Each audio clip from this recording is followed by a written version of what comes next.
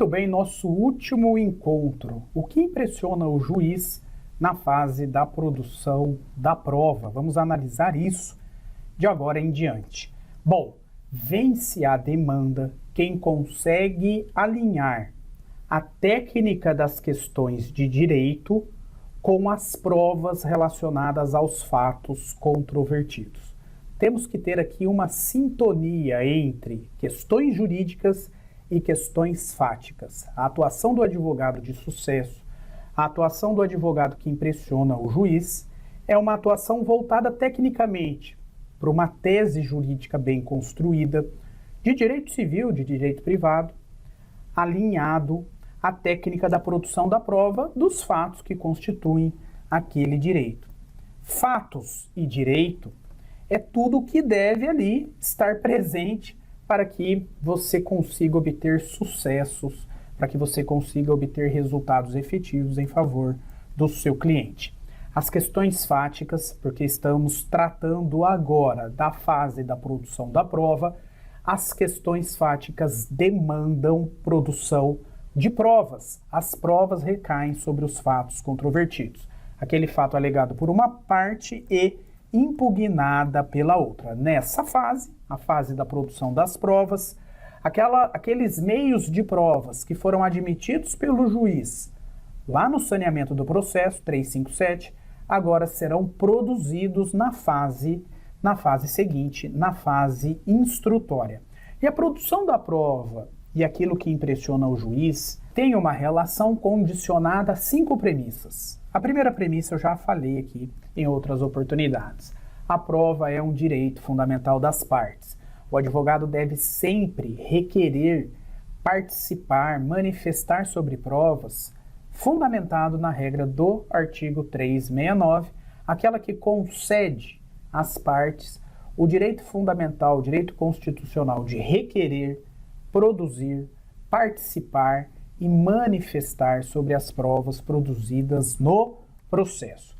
Ter condutas probatórias ativas causa boa impressão ao magistrado. Ter atuação estratégica em termos probatórios, saber fazer requerimentos relacionados à inversão do ônus da prova, a como admitir a inclusão de um documento ou de uma coisa que esteja em poder do adversário ou de terceiros, você se valer de técnicas para produzir provas de forma autônoma, através de uma ação probatória autônoma, você ter a técnica de requerer a produção da prova ideal, aquela prova que é necessária, ou seja, relevante e útil para o caso concreto, saber impugnar as provas produzidas pelo adversário também é muito importante, agir de forma a causar uma boa impressão na audiência de instrução e julgamento.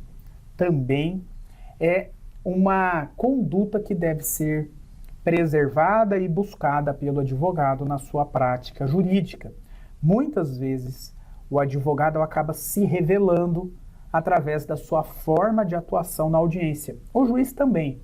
Da mesma forma que o juiz ele analisa o comportamento dos advogados durante a audiência, os advogados também analisam o comportamento do juiz. E daí nós conseguimos extrair conclusões a respeito da conduta profissional desses operadores do direito. E em relação ao advogado, aquele advogado que trata na audiência o cliente, que trata na audiência o adversário do seu cliente, o advogado do adversário do seu cliente, o juiz, o promotor, as testemunhas, tratam essas pessoas todas com respeito e cordialidade, isso, claro, causa uma boa impressão, isso é o mínimo. O ambiente forense é um ambiente tradicional, é um ambiente formal, e o advogado deve ter aí condutas voltadas a ter atuações também condizentes com essa cultura, né, do formalismo, da cordialidade, do respeito.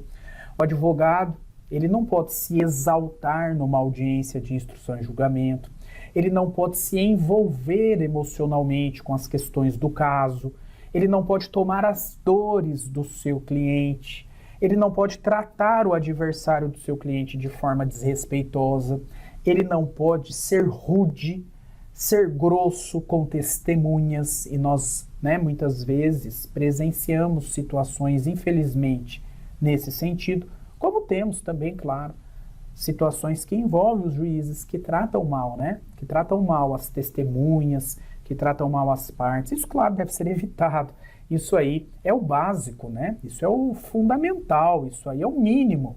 Ter educação, saber agir com cordialidade, saber agir de forma respeitosa, não se exaltar, não querer aparentar uma situação de proximidade com o juiz que não tem.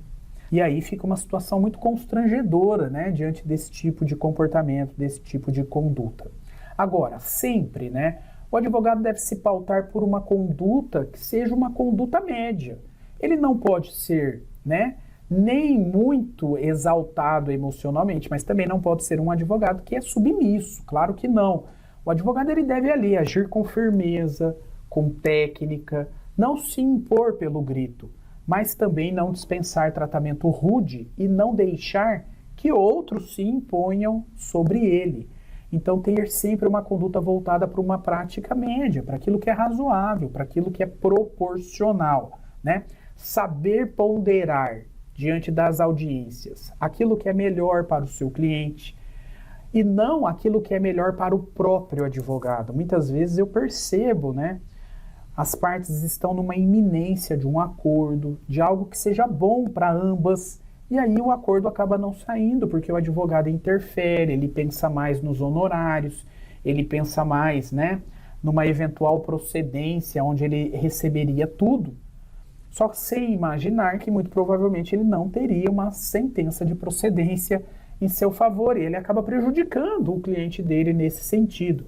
Ter esse feeling, ter esse bom senso de que talvez o seu cliente não tenha razão, talvez o direito não socorre o seu cliente como você, advogado, está imaginando que socorre. Talvez aquela prova que você está imaginando que seja uma prova categórica sobre um fato controvertido, o juiz não considere aquela prova categórica e que, portanto, ele não pode garantir nenhum resultado ao seu cliente. Muitas vezes essa ponderação falta no caso concreto. E uma coisa que você deve evitar de todo modo: você nunca, como advogado, deve instruir uma testemunha como a testemunha deve responder durante a audiência. E olha, é fato, o juiz consegue perceber quando a testemunha vem previamente já disposta a responder aquilo que é conveniente, aquilo que é em conformidade com a tese da parte que arrolou. Isso pega muito mal. Quantas vezes eu já presenciei depoimentos testemunhais em que eu ainda estou na fase da qualificação da testemunha, para tornar aquela testemunha compromissada na forma da lei para dizer a verdade, e ela, antes que eu inicie o próprio depoimento, ela já começa a responder a questão-chave do seu depoimento. E aí, claro, ela consegue demonstrar que houve ali uma preparação para aquele depoimento. Isso pega muito mal, O juiz percebe facilmente essas circunstâncias. É claro que o advogado, ele pode, antes da audiência, ele deve, necessariamente antes da audiência, consultar a testemunha sobre o que ela sabe em relação ao fato controvertido. Mas ele deve ter esse contato com a testemunha de forma clara, de forma limpa, de forma a apenas saber o que a testemunha conhece sobre os fatos, mas não instruí-la a respeito de como responder uma determinada questão que certamente será formulada durante a audiência. O advogado ele tem aqui um compromisso de mostrar para a testemunha, antecipadamente, de explicar para a testemunha o que vai acontecer numa sala de audiência. Muitas vezes a testemunha nunca foi para uma audiência, nunca foi para uma instrução, nunca pisou no fórum. Essa testemunha naturalmente fica nervosa de participar de um ato que ela desconhece, de estar na frente de um juiz, de estar na frente de um promotor, de estar na frente dos advogados. É claro, você pode orientar, olha, vai acontecer assim, assim, assado, você vai ser chamada para ser ouvida, O juiz vai ficar lá diante de você, vai começar a fazer algumas perguntas e você deve responder sempre aquilo que você conhece, sempre aquilo que você sabe, quais são as suas impressões, quais são as percepções que você teve de um determinado fato. Isso é orientar uma testemunha.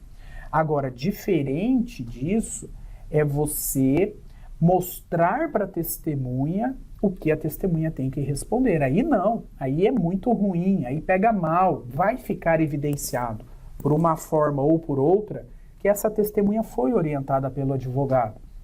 E isso, claro, não impressiona o juiz, pelo contrário, isso é uma situação bem comprometedora. Então não tem esse tipo de conduta, sempre se paute pela conduta que seja razoável, que seja prudente, que seja leal, que seja ética. É isso que um juiz espera das condutas dos advogados. E temos muitos advogados que agem dessa forma. A grande maioria dos advogados agem assim, dessa forma.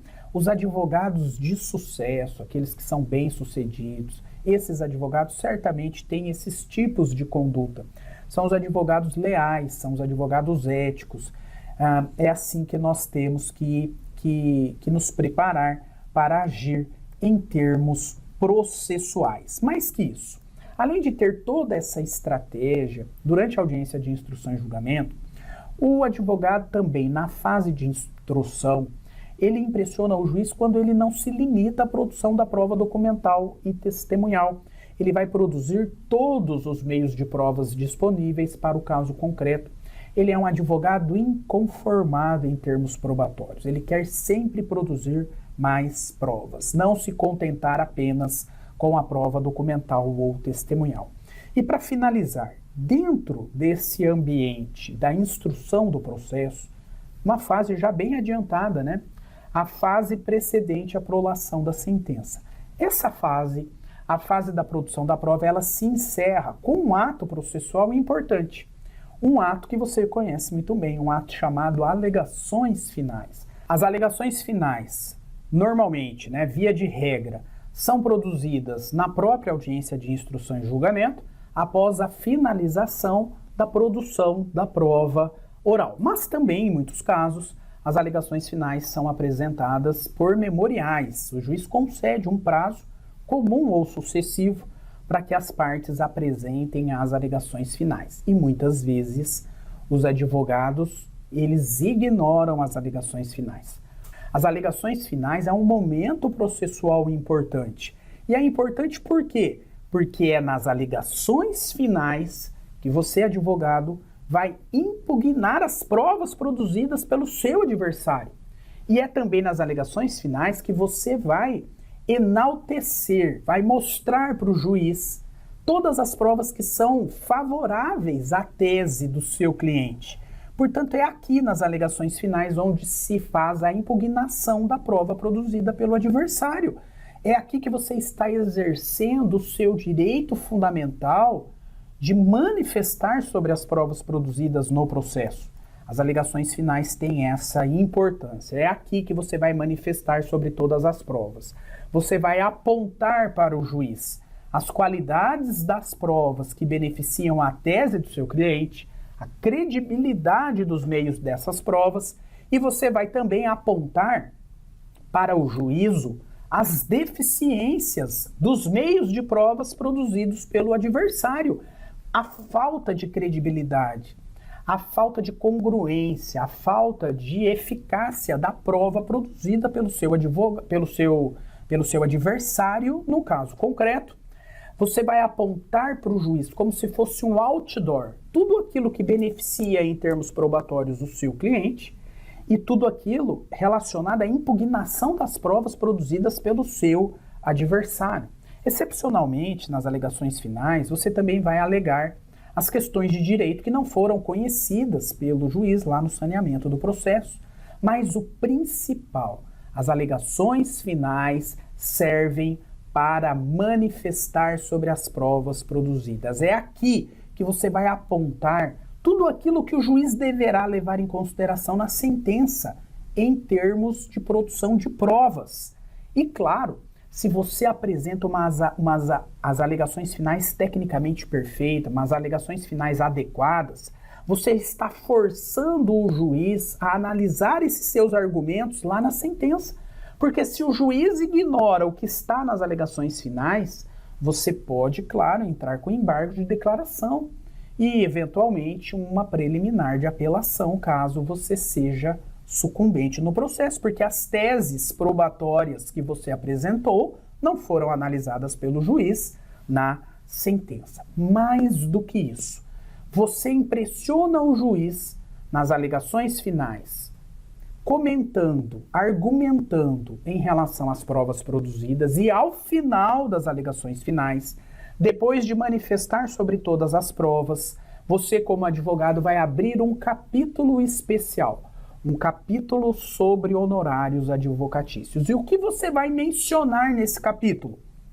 Você vai apontar para o juízo que na procedência da ação, no acolhimento da sua tese, em caso de você, advogado, ser o vencedor dessa demanda, o seu cliente ser o vencedor, você, como advogado, terá direito a honorários sucumbenciais. Os seus honorários sucumbenciais deverão ser fixados em valor superior ao mínimo previsto na lei.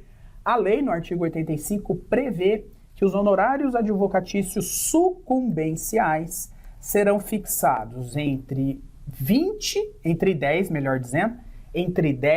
a 20% do valor da condenação, do valor do proveito econômico ou do valor da causa atualizado. Então, toda demanda, o juiz fixará os valores dos honorários advocatícios, levando em consideração esse parâmetro, 10 a 20% do valor da condenação, do proveito econômico ou do valor da causa atualizado. Claro, temos uma hipótese específica de equidade quando nenhum desses critérios estão presentes no caso concreto, mas via de regra, na maioria das demandas, os honorários serão fixados entre 10% e 20%.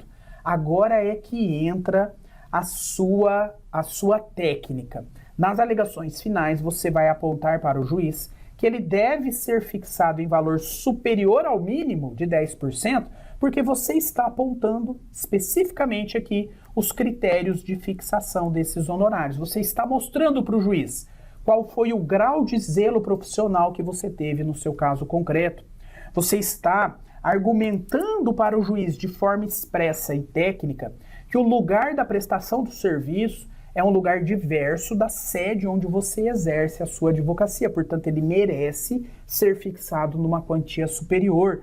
Que para você, advogado, essa causa específica, a natureza dessa causa e a importância dessa causa justificam que os seus honorários sejam fixados em valor superior ao mínimo legal. Você vai demonstrar para o juiz, vai argumentar para o juiz todo o trabalho que você teve na condução desse processo, o tempo exigido para o seu serviço, enfim, esses critérios que são fixados pela lei, você vai apontar elementos para o juiz identificá-los no caso concreto.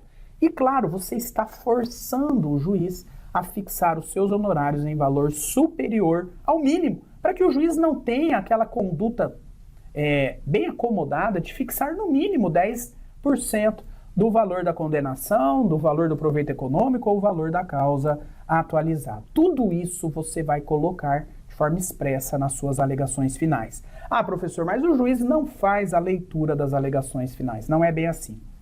Se o juiz ignorar toda essa técnica que você desenvolveu nas alegações finais e não conhecer nada disso, e na sentença, isso ficar omisso, você vai entrar com embargo de declaração e vai apontar, olha só, nas alegações finais, eu manifestei sobre essa e essa prova, mostrando que essas provas têm credibilidade, e o juiz ignorou isso na sentença.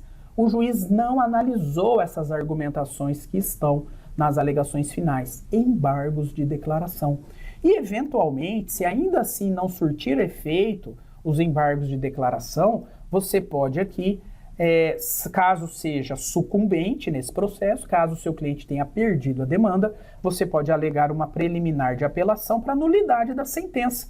O juiz não manifestou sobre o que estava nas alegações finais e as partes têm o direito de manifestar sobre todas as provas e as provas devem ser valoradas pelo juiz na sentença. Como há essa omissão, houve aqui uma afronta ao artigo 369, a sentença é nula, você pode pedir isso numa preliminar de apelação. Veja, a técnica, a conduta ativa, você saber agir de forma prudente, de forma em que você se valha dos melhores expedientes jurídicos, certamente isso vai contribuir muito para que você tenha sucesso na sua prática como advogado. Aqui eu me despeço agradecendo mais uma vez essa oportunidade ao professor Cristiano Sobral, que confiou a mim aqui uma pequena participação, mas que eu espero que essa pequena participação possa, de alguma forma, auxiliar você a obter sucesso na sua carreira jurídica. E a você eu desejo todo o sucesso do mundo. Pode ter a certeza absoluta que se nós aqui desse curso contribuímos minimamente para que você obtenha na sua prática jurídica resultados favoráveis, o seu resultado favorável é o nosso também. É o do professor Cristiano Sobral, é um pouquinho também meu e é de todos os demais professores que tenham atuado aqui nesse curso maravilhoso, tá bom? Desejo a você todo o sucesso do mundo, que você consiga ter uma advocacia empreendedora, uma advocacia de resultado, uma advocacia que seja transformadora na sua carreira profissional. Conte sempre conosco, ok? Um grande abraço a todos e muito obrigado.